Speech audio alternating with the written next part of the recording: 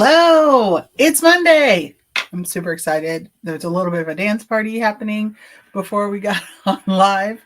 I've got great questions today, and let's just jump right into it. Okay, so the first one is, hi, Marie. I love Mondays. Thank you.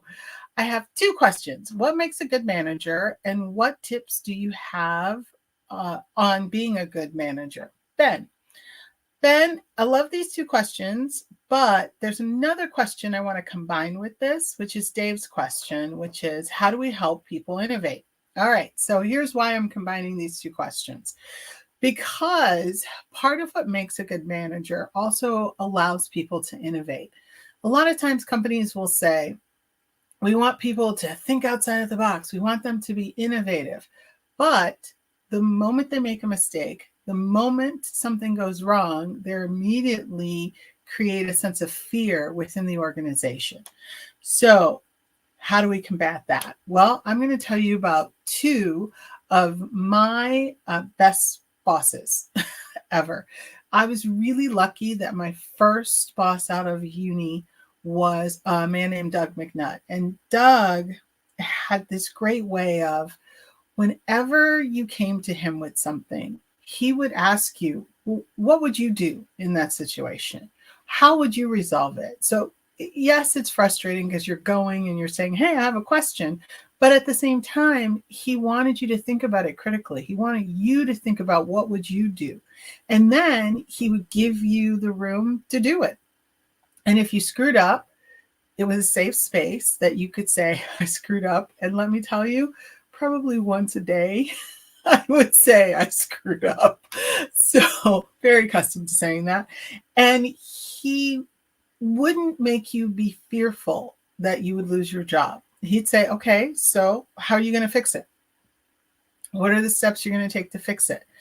And so it was constantly this sense of, I've got to think things through. I've got to ideate. I've got to figure it out, and I've got to execute. And that was what made him a great boss. Now, it was interesting because there was a gentleman that was in our department. I'm not going to name names because A, I'm not in front of Congress, and B, I don't want to make anyone feel bad about how they behaved. And he would always be the guy that had to be the expert, right? So if you came to him with a question, he immediately going to tell you how to do it, and you had to do it his way, and this is the way you had to do it. Well, he stifled innovation, and he didn't understand why Doug would always start off with, okay, so how would you do it? He assumed that it was because Doug didn't know. And the truth is, he knew, but he wanted you to think it through. He wanted you to really begin to use those critical thinking skills, which is lacking nowadays. So that's one. The second boss that I had, which is a really great boss, was a boss named Teresa Friedman. And Teresa came later in my life as a boss. And what made her a great boss is that she gave people room to breathe, meaning she allowed for you to really create your own plan of attack. She gave you the space to try to figure it out, and she gave you enough space so that if you screwed up, you had a good runway to fix it. And the other thing that made her a good boss, as a woman, she was the first woman boss that I had that really showed me how a woman could maintain their femininity in the workplace, but also be a strong leader and not feel like what people stereotypically call women. She felt like a good leader, a positive leader. It was always fantastic working for her. Now, why did I combine these two questions? Because when you're in a space like those two spaces and those two different jobs, you can innovate, you can create. The worst thing you can do to someone is say, we want you to be innovative. And then you're yelling at them, or you're telling them they're doing it wrong. You're taking the project away from them, or they have this fear that something bad is going to happen to them. When that happens, there's no space to be creative. There's no space to innovate. It's the worst place you can put someone. So with that, I want to say, If you want innovation in your workplace, if you want people to feel like they can think outside the box, they can be creative, then you need to be the type of manager that allows for people to make mistakes, to figure out how they need to do things by asking them critical questions, critical thinking questions. And you want them to feel like when they screw up, it's safe for me to come to you and say, I made a mistake. How do I fix this? Or this is what I did. That you allow that space for true accountability without fear of losing their job. Now, it doesn't mean that there's not repercussions to our actions. It just means that that repercussion doesn't mean that I lose my livelihood. It means that there's space for me to figure this out and to fix the error.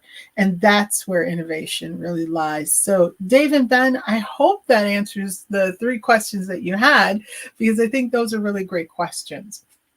Our next question comes from Alice, and Alice says, Hey Marie, long time no see. Hey Alice, what are your thoughts about people working a second job? Well, Alice, I'm for it. I think it's great that people work a second job.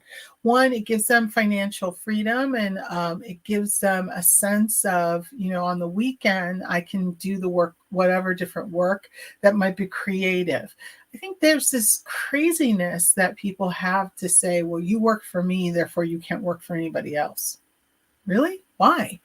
We live in a space that if I'm an accountant from 8 to 5, Monday through Friday, but I'm also a creative and I like to do graphic design or I like to create stories, why can't I have a business on the weekends that allows me to tap into that?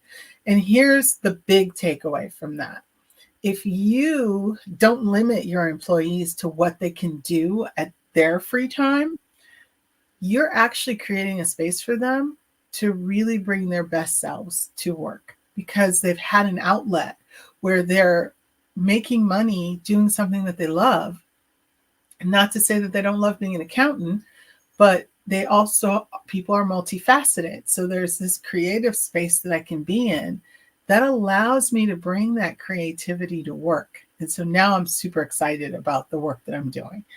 So for me, I think it's great. I don't like companies that sort of force people into this. You can only work for us. You can't work for anybody else. That is, Smack says they're trying to pretend to be loyal, but the truth is it's a space where they can burn you out and say that it's okay for me to burn you out because you're only working for me, which is ridiculous. We should be able to work in places that benefit us as well as we benefit them, and everyone goes home whole and happy. And it's good that you have an outlet for your creativity or making additional funds to support your family. So I'm for it, as long as it doesn't affect your first job, which most people won't let it affect their first job. All right, that's Monday. Have a great rest of the day and a great week, and I will see you next Monday. Bye for now.